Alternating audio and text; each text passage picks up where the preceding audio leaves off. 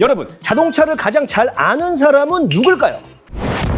자동차를 만든 제조사일까요? 아니면 자동차를 리뷰하는 유튜버일까요? 다 아닙니다. 매일 고장난 차만 뜯어보는 오래된 정비사들입니다. 그런데 그 정비사들이 제발 내 매장엔 오지 마라 라며 기도를 올리는 차들이 있다고 합니다. 왜냐면 워낙에 기술이 완벽하게 만들어져서 오일만 제때 갈아주면 10년이 지나도 정비소 근처도 올 일이 없기 때문이랍니다. 고장난 차를 수리를 해야 돈을 벌 텐데 오일만 갈아서는 이 돈이 안 된다라는 거죠. 아마 많은 분들이 중고차를 구매하실 때 이 차 고장 많이 날까? 라는 게 가장 걱정이 되실 겁니다. 그런데 참 의외인 게요. 사람들은 많이 팔린 차가 고장도 적을 거라고 생각을 하는데 정작 정비사들의 평가는 전혀 다른 경우가 많더라고요. 오히려 반대로 중고차 시장에서는 인기가 없어서 가격은 많이 떨어졌는데 정비사들은 이 차는 정말 지독하게 고장이 안 난다 라고 인정하는 SUV들도 있다라는 겁니다. 고장이 안 나는데 인기가 없어서 가격이 싸다. 그런 차가 있을까? 그래서 오늘은 바로 그 이유와 정비사들도 내구성 하나만큼은 인정하는 고장 없는 SUV 탑5를 아주 시원하게 알려드리겠습니다. 바로 가시죠. 5위부터 가겠습니다. 고장이 너무 안 나서 폐차하기 전에 내가 먼저 죽는다는 내구성 끝판왕, 바로 혼다 CR-V입니다. 혼다는 엔진이 좋다라는 말을 한 번쯤은 들어보셨을 겁니다. 그런데 중요한 건 정비사들이 유독 이 CR-V를 높게 평가하는 이유는 단순히 엔진 때문만이 아니라는 겁니다. 이분들 얘기는 이런 겁니다. 이 CR-V는 차의 전체적인 밸런스가 굉장히 좋다라는 말을 많이 합니다. 예를 들어 이 사람도요, 심장이 아무리 건강해도 이 무릎이랑 허리가 안 좋으면 병원을 자주 가게 되잖아요. 이 차도 똑같다라는 거죠. 엔진만 튼튼하다고 오래 타는 차가 되는 게 아니라 미션도 버텨줘야 되고 하체도 튼튼해야 되고 전자장비의 오류도 큰 말썽이 없어야 되는데 이 차는 화려한 장비나 쥐어짜내는 터보 엔진을 안 쓰고 수십 년 동안 검증된 가장 단단하고 단순한 자연 흡기 엔진만 쓰기 때문에 고장날 부품 자체가 애초에 없다라는 거죠. 그래서 이 CR-V는 엄청 뛰어난 한 가지가 있다기보다 전체적으로 잔고장이 적고 균형이 잘 잡혀있는 SUV라는 평가를 많이 받는 거죠. 실제로 저랑 오래 거래하신 정비사분께서 하신 말씀이 많이 고쳐서 기억에 남는 차도 있는데 들어오질 않아서 기억에 남는 차도 있다. 이 맨날 보는 친구보다 졸업하고 한 번도 못 봐서 그 녀석 요즘 뭐하나 하는 그런 친구 있잖아요. 이 차가 그런 느낌이라 하더라고요. 그리고 보시다시피 이 디자인을 봤을 때 뭔가 좀 임팩트 있고 특색 있는 디자인은 아니잖아요. 그러다 보니 이 사람들의 관심에서 멀어지면서 이 중고 시세도 현재 아주 착하게 무너져 있습니다. 20에서 22년식 키로수 5, 6만 키로대로 2천 후반에서 3천 초반 선이면 구매가 가능하시니 이 자세한 상담은 전화로 주시면 제가 정확하게 짚어드리겠습니다. 바로 이어서 4위 가겠습니다. 이 차가 내구성이 좋다고? 라는 항의 댓글이 댓글창을 폭발시킬 바로 그 차, 더 뉴 QM6입니다.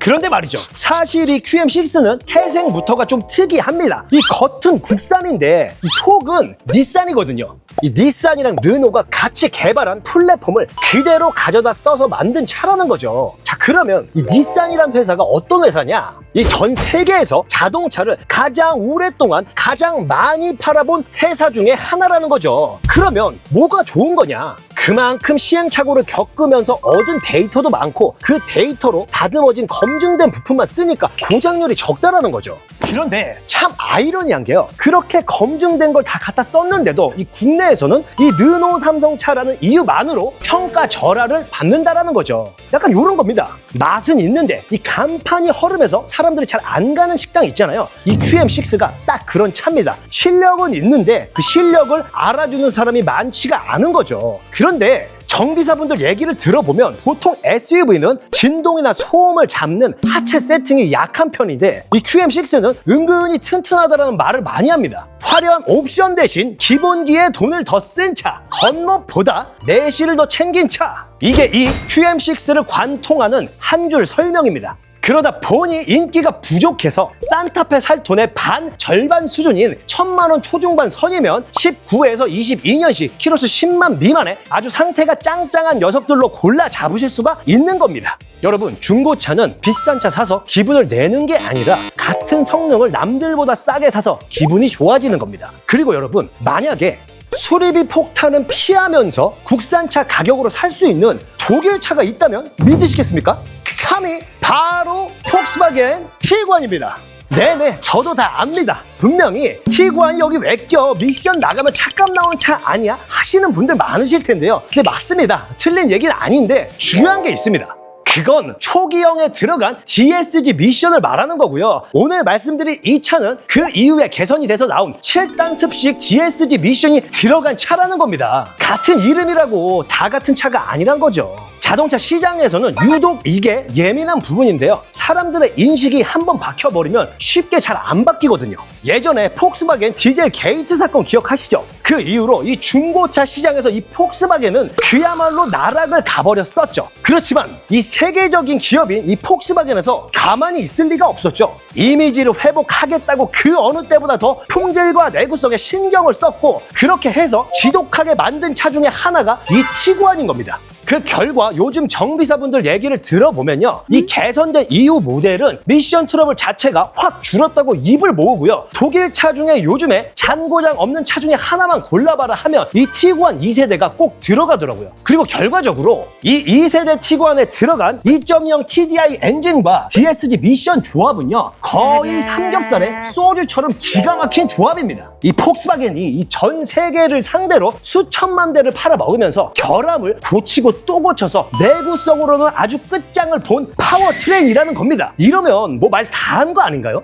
하지만 국내에선 아직까지 이 폭스바겐이란 브랜드에 대한 이미지가 회복이 안 된 관계로 현재 중고 시세는 스포티지랑 약간 비슷한 수준입니다. 19년에서 21년씩 키로수 10만 미만으로 보시면 2천 초중반 선이면 무난하게 구매가 가능하신 차가 돼버렸습니다. 사람들은 독일 차는 무조건 고장이 많이 난다고 생각하는데 정비사들은 오히려 이런 말들을 하더라고요. 독일 차가 고장이 잘 나는 게 아니라 관리를 안 하면 아무리 독일 명차도 고장은 난다. 즉 브랜드보다 관리 상태가 더 중요하다는 뜻이겠죠. 그래서 관리 상태에 따라 폐차할 때까지 탈 수 있는 좀비 같은 국산 SUV 2위 바로 가겠습니다. 대한민국 마지막 정통 SUV 바로 더뉴 모합입니다. 사실 이 차는 조금 반칙입니다. 왜냐면 애초에 태생부터 목적이 달랐거든요. 요즘 나오는 SUV는 대부분 승차감도 좋고 연비도 좋게 승용차처럼 만들어져서 나오는데 이 더뉴 모하비는 반대입니다. 애시당초 무거운 짐 끌고 험한 길 다니라고 만들어졌기 때문에 튼튼할 수밖에 없던 거죠. 쉽게 펠리세이드나 이 카니발이 마라톤 선수라면 이 모하비는 씨름 선수인 겁니다. 둘 다 운동 선수지만 애초에 버티는 힘의 종목이 다른 거죠. 차체부터 하체까지 튼튼하게 버티는 걸 목적으로 만들어진 차라는 겁니다. 그래서 저랑 오래 거래하신 정비사 분께서도 이 모하비는 국산차 중에 유일하게 세월보다 관리가 특히 더 중요한 차라고 하시더라고요. 20-30만 킬로를 탔어도 관리가 잘 된 차는 믿기 어려울 정도로 짱짱한데 10만을 탔어도 관리가 안 된 차는 정말 티가 많이 나는 차다라고 하시더라고요. 그래서 그런지 실제로 국산차 전체를 통틀어서 15년 이상 된 30만 킬로 넘게 탄 차도 현재까지 거래가 되고 있는 유일한 차가 바로 이 더뉴 모하비입니다. 이 차가 지금 10년이 다 돼가는 차인데도 이 컨디션이요, 거의 정말 새 차입니다. 너무 깨끗하죠?